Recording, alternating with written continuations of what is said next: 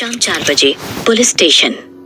अंशुल अभी थोड़ी देर पहले ही थाने पहुंचा था और अपने केबिन में बैठकर हर्ष के केस पर कुछ सोच ही रहा था कि इतने में भावना का कॉल आ गया।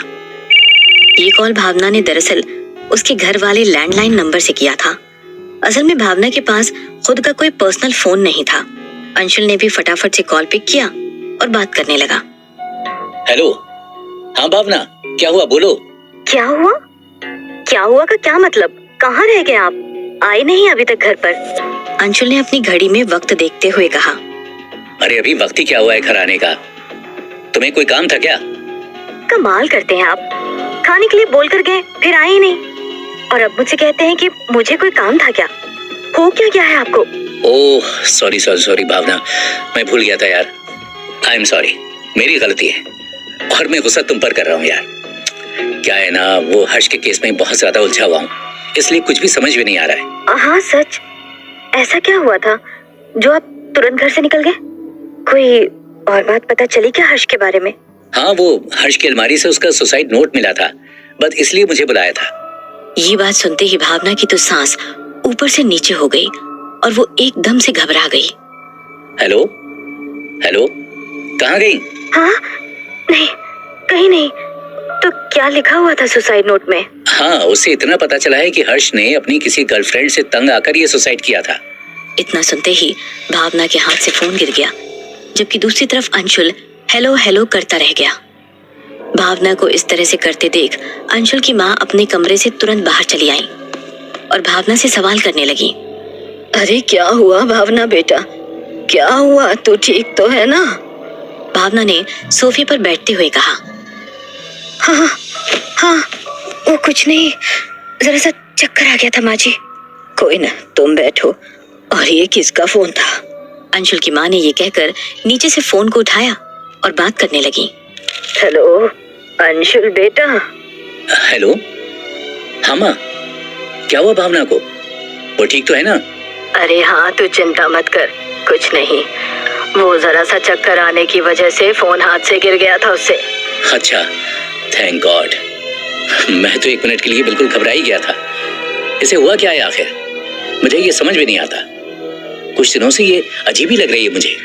अरे ऐसी वैसी कोई बात नहीं है बेटा, घबराने जैसा कुछ भी नहीं है। शादी के कुछ दिनों बाद नई नवेली दुल्हन के साथ अब ये होना आम सी बात है। तुम फिक्र मत करो और मन लगाकर अपना काम करो। वैसे क्या बना हर्ष के केस का, कुछ पता चला? पता नहीं माँ, फिलहाल तो यही बात पता चली है कि उसने सुसाइड किया है। उसकी अलमारी से एक सुसाइड नोट भी बरामद हुआ है। बाकी इन्वेस्टिगेशन चालू है, देखते हैं क्या होता है। हाँ बेटा, पर बहुत अच्छा लड़का था। उसे देखकर नहीं लगता था कि वो सुसाइड कर सकता है। जरूर उसे किसी ने मारा है। कोई बात नहीं माँ, आप भावना का ख्याल रखिएगा और हो सके तो माँ प्लीज आज घर का सारा काम आप कर दीजिएगा प्लीज। आई थिंक उसकी तबीयत कुछ ज्यादा ही खराब है। बाकी मैं घर आकर बात करता हूँ। बाय माँ। ठीक है बेटा। और इतना कहकर अंशुल की माँ ने कॉल कट कर दिया। अंशुल की माँ ने फिर भावना के पास जाकर कहा, तो ठीक है ना भावना बेटा, अभी तो चक्कर नहीं आ रहे हैं ना? नहीं माँ जी, अब आप मेरी चिंता मत कीजिए। हाँ, मैं अब पूरी तरह से ठीक हूँ। हाँ कोई बात नहीं, तुम फिलहाल अपने कमरे में जाकर कुछ देर आराम करो। अंशुल भी यही कह रहा था कि भावना को बोलना आराम करे, तो जाओ जाकर अपने कमरे में आराम करो। भावना भी ये सुनकर मुस्कुराते हुए उठ खड़ी हुई और वहां से अपने कमरे की ओर निकल गई। इधर रजत भी रिपोर्ट लेकर थाने में आ पहुंचा। रजत ने अंशुल की टेबल पर रिपोर्ट रखते हुए कहा, हाँ, ये सुसाइड नोट हर्ष का ही लिखा हुआ है। उसने अपने मरने के कुछ देर पहले ही इसे लिखा था। मैंने तो ये बात पहले कही थी तुमसे यार, मगर तुम ही थे कि मेरी मानते ही नहीं थे। आप बताओ क्या कहना चाहते हो? पता नहीं, पर क्यों मेरा दिमाग अब भी यही कहता है कि ये कोई सुसाइड केस नहीं है बल्कि मर्डर केस है। हाँ यार, अभी माँ का भी फोन आया था, वो भी यही कह रही थी। पता नहीं तुम सबको क्यों ऐसा लगता है, जबकि सच ये है कि हर्ष ने सुसाइड किया है। हाँ वैसे एक बात का खटका तो अब मुझे भी लगा हुआ है। और क्या है?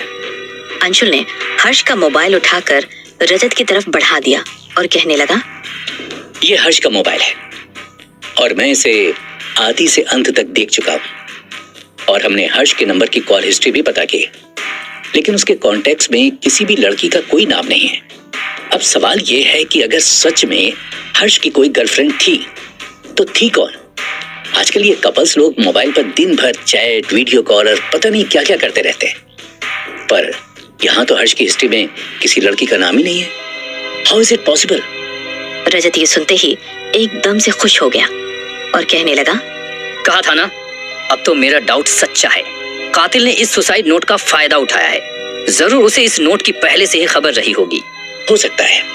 आई थिंक हमें अब इस केस में और ज्यादा गहराई में उतरना होगा, तभी हम लोग सच क्या है वो जान पाएंगे। क्यों?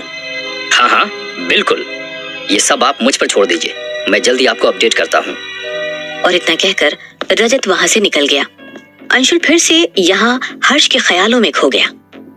वक्त रात के 8 बजे का हुआ था और रोज के मुकाबले अंशुल ने आज जल्दी घर की डोरबेल बजाई।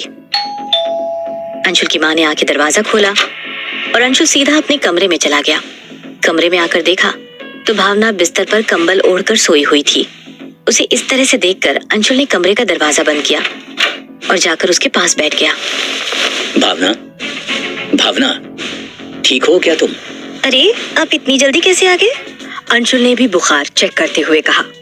अब कुछ नहीं, तुम बताओ क्या हुआ है तुम्हें? भावना ने अंशुल के हाथ को माथे से हटा दिया और कहा, नहीं कुछ नहीं हुआ। अब आप हाथ मुंह धो लीजिए, मैं आपके लिए खाना लेकर आती हूँ। अरे नहीं नहीं नहीं, तुम आराम करो, तुम्हें आराम की जरूरत है। मैं ले आऊंगा खुद जाकर, तुम आराम करो। मगर भावना ने उसकी कोई बात नहीं सुनी और बिना कुछ कहे ही उठकर किचन में चली गई।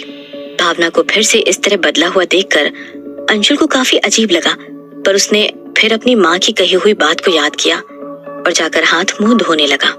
भावना कुछ ही वक्त में खाना गर्म करके कमरे में ले आई और अंशुल ने भी वक्त रहते खाना खा लिया। इसके बाद वक्त 9:30 बजे का हुआ और भावना वापस कंबल ओढ़कर सो गई। अंशुल ने बिस्तर पर बैठे हुए कहा, क्या हुआ है भावना तुम्हें? कुछ बताओगी भी? क्यों नाराज हो मुझसे? अरे मैंने आपसे कहा ना कुछ नहीं हुआ, फिर भी आप क्यों कह रहे हैं कि सुबह से क्या हुआ क्या हुआ? भावना की ये बात सुनकर अंशुल को उस पर प्यार आ गया और उसने भावना को पीछे से पकड़ते हुए कहा, हो तो मेरी जान आज गुस्से में है। रुको जरा, अभी उतारता हूँ तुम्हारे गुस्से को।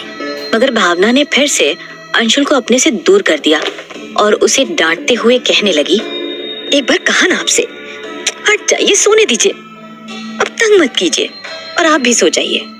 भावना की ये बात अंशुल को बहुत बुरी लगी, इसलिए उसने भी दोबारा भावना को हाथ लगाने की कोशिश नहीं की और दूसरी तरफ मुंह करके आराम से सो गया।